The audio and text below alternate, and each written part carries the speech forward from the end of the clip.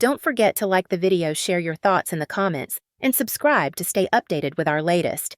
It was just past midnight, the kind of hour where the world feels suspended in a quiet, fragile stillness.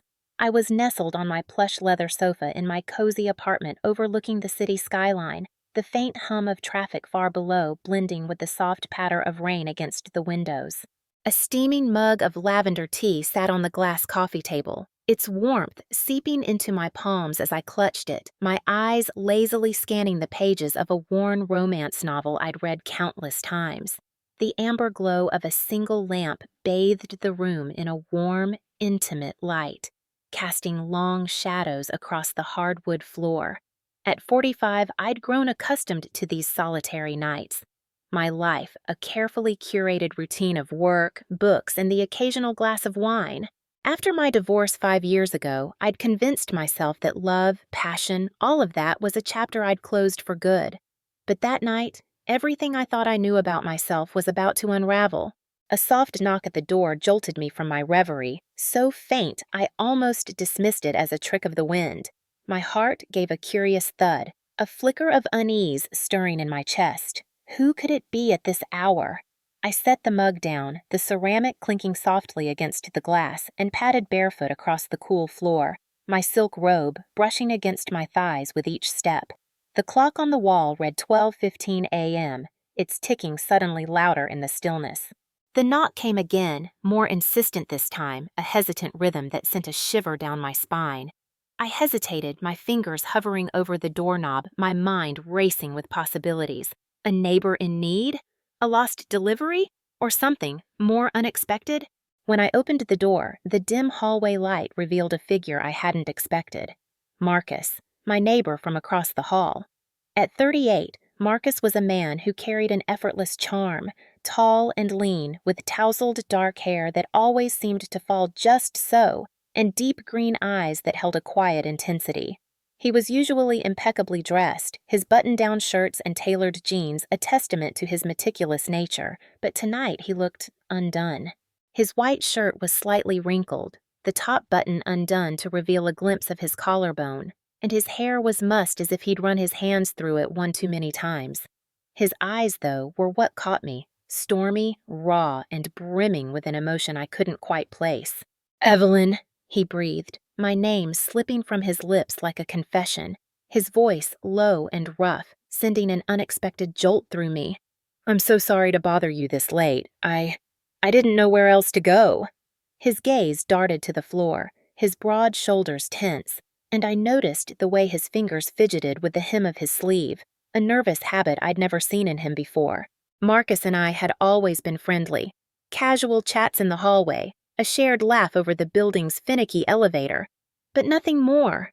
Yet here he was, standing at my door in the dead of night, looking like a man on the edge of something he couldn't control. I blinked, my pulse quickening as I stepped aside, the cool air from the hallway brushing against my bare legs.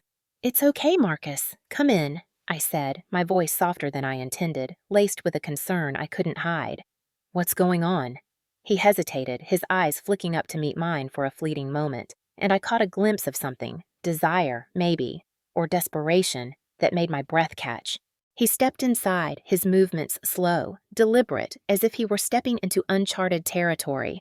The door clicked shut behind him, the sound echoing in the quiet space, and suddenly the room felt smaller, the air thicker with an unspoken tension. The lamplight cast a golden glow over his features as he stood in the middle of my living room, his presence filling the space in a way I hadn't anticipated. I motioned for him to sit, and we settled on the sofa, the leather creaking softly beneath us. I tucked my legs beneath me, my robe slipping slightly to reveal the curve of my thigh, and I noticed the way his gaze lingered there for a moment, before he quickly looked away, his jaw tightening. I've been having a rough time," he started, his voice low, almost a growl, as he ran a hand through his hair, the motion drawing my attention to the flex of his forearm. "Things have been complicated. I didn't know who else to turn to." I nodded, my heart thudding against my ribs as I tried to read the storm in his eyes. "You can talk to me, Marcus," I said, my voice steady despite the nervous flutter in my stomach. "Whatever it is, I'm here."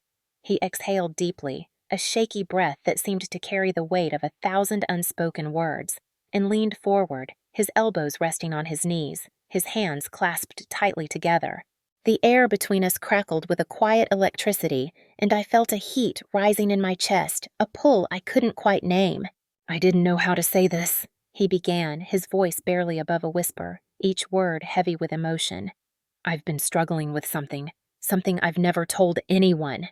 His fingers twitched, his knuckles whitening as he gripped his hands tighter, and I could see the battle raging within him, the vulnerability he was fighting to reveal. "I've been dealing with feelings I can't ignore anymore, Evelyn. Feelings that involve you." The words hit me like a tidal wave, stealing the air from my lungs. My heart slammed against my chest, a wild, unsteady rhythm, and I felt a flush creeping up my neck, my skin tingling under the weight of his gaze. Me? Marcus had feelings for me? I opened my mouth to speak, but no words came, my mind spinning with a whirlwind of emotions. Shock, confusion, and something deeper, something I hadn't let myself feel in years. I'd always found Marcus attractive, of course, those green eyes, that easy smile, but I'd never let myself entertain the thought of anything more. He was my neighbor, a friend, nothing else, or so I'd thought. "Marcus, My voice faltered, my fingers brushing against my lips as if to steady myself, the silk of my robe suddenly feeling too thin, too revealing under his intense stare. "I don't understand. I didn't think. We've always just been friends." His eyes never left mine, and I saw a flicker of pain there, mingled with a raw, burning desire that made my breath hitch.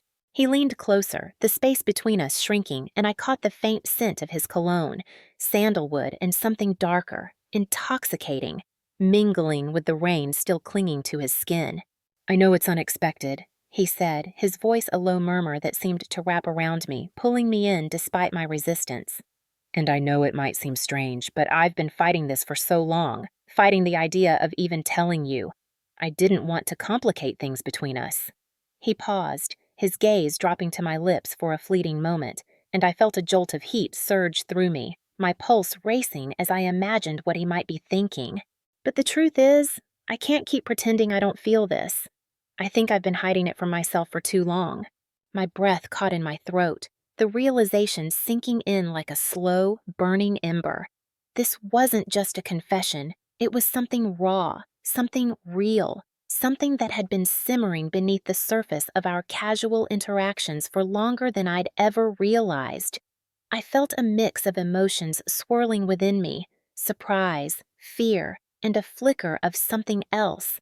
Something I couldn't quite name, but that made my skin tingle and my heart race. Marcus's eyes were locked on mine, searching, pleading, and I could feel the heat of his presence, the way his body seemed to radiate a quiet, magnetic energy that drew me in.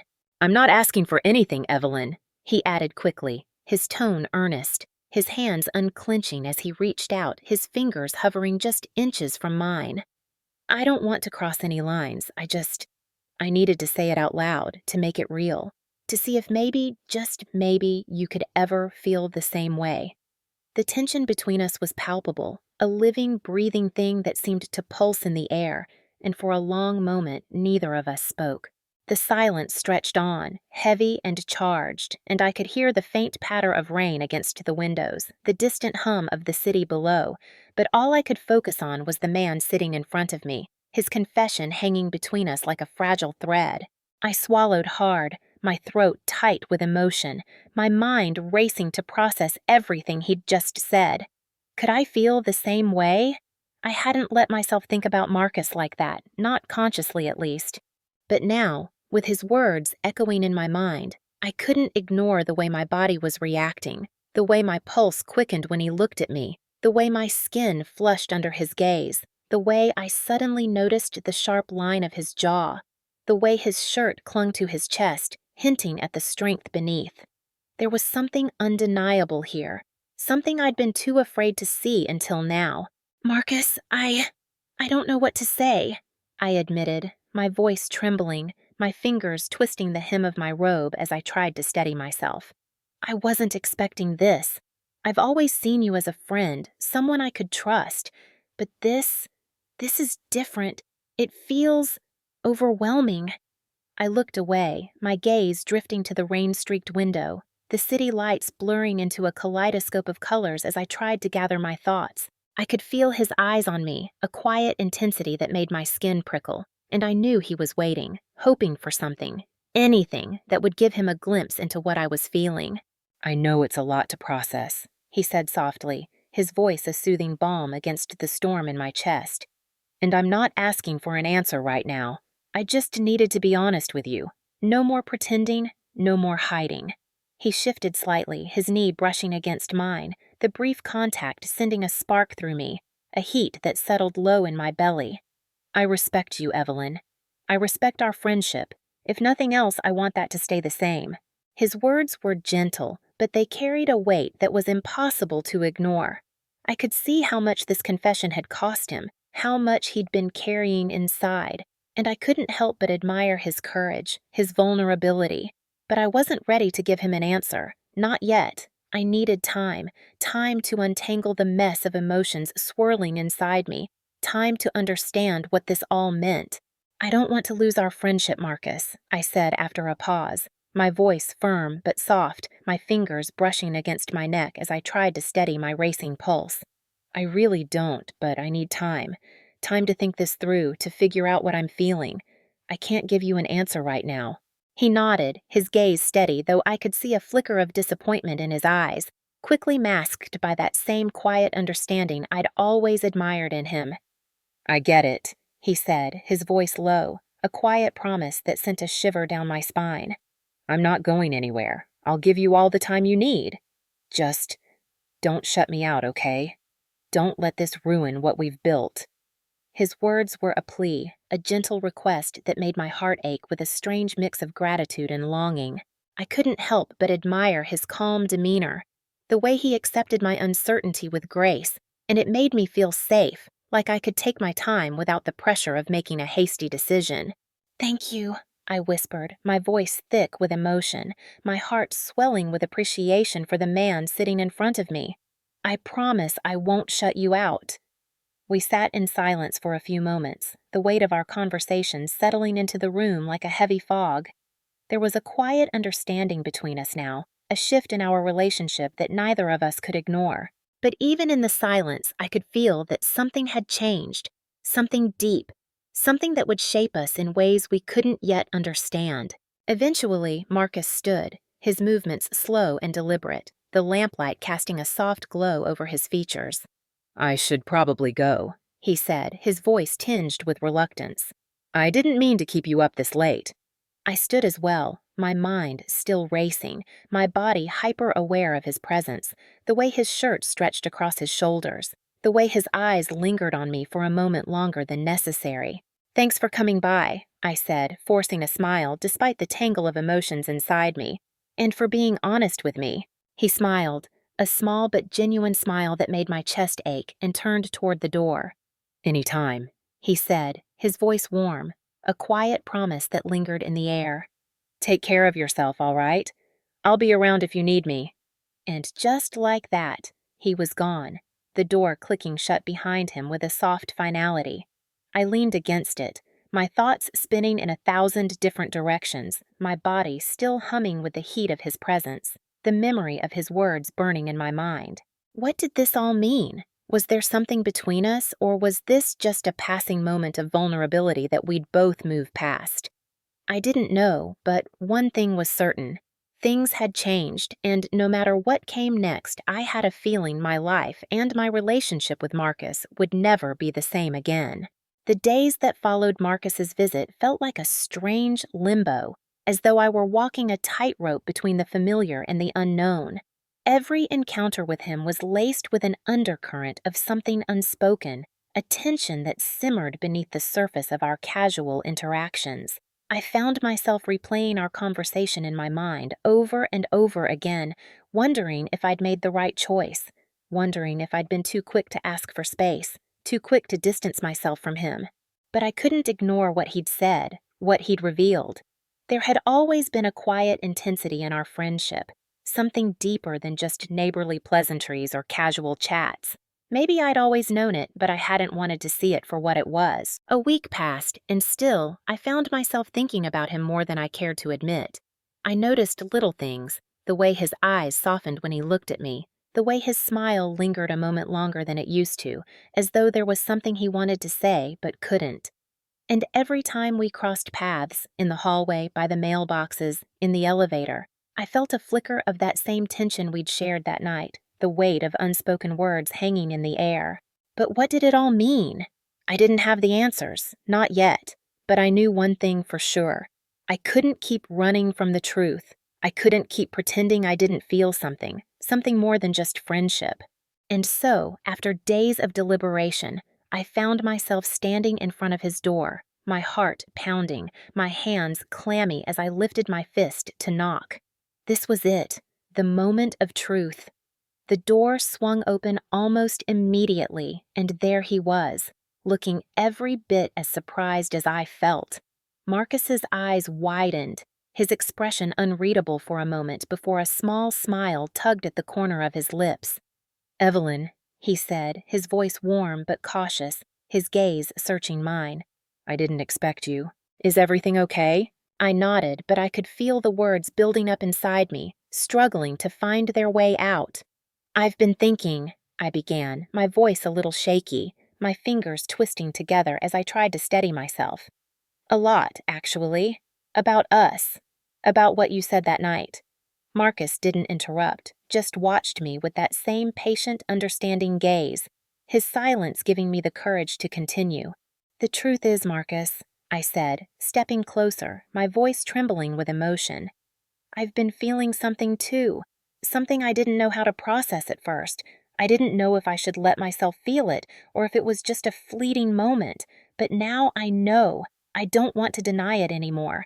I don't want to push it aside because I'm scared of what it might mean, because I care about you more than I ever thought possible." His gaze softened, and I could see the relief in his eyes, like a weight had been lifted.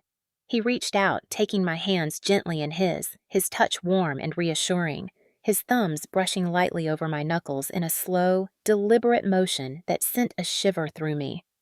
"I'm glad you said that," he murmured, his voice a low, intimate whisper that made my heart race.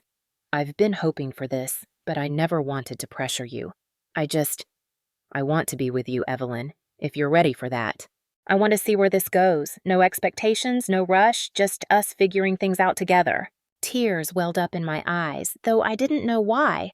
It wasn't sadness, but rather the realization that I'd been holding my breath for so long, and now I could finally exhale. I wasn't alone in this. We were in it together.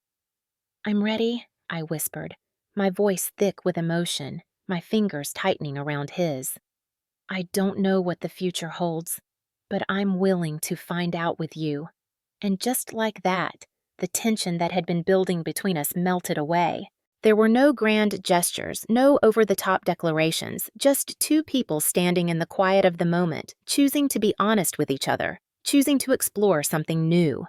The weight of the past few weeks, of the uncertainty, the fear, lifted in that simple exchange, in that quiet, intimate moment. I felt the beginnings of something new, something real. We stood there for a while, just holding hands, savoring the peace that had come with this newfound understanding. There was no need for words anymore. Everything we needed to say had already been spoken, and it was enough. As the evening settled in, we made our way to his couch, sitting close but not quite touching, just letting the closeness of our presence speak for itself.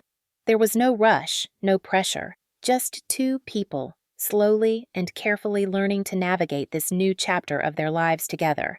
It wasn't perfect, it wasn't easy, but it was real. And that was enough.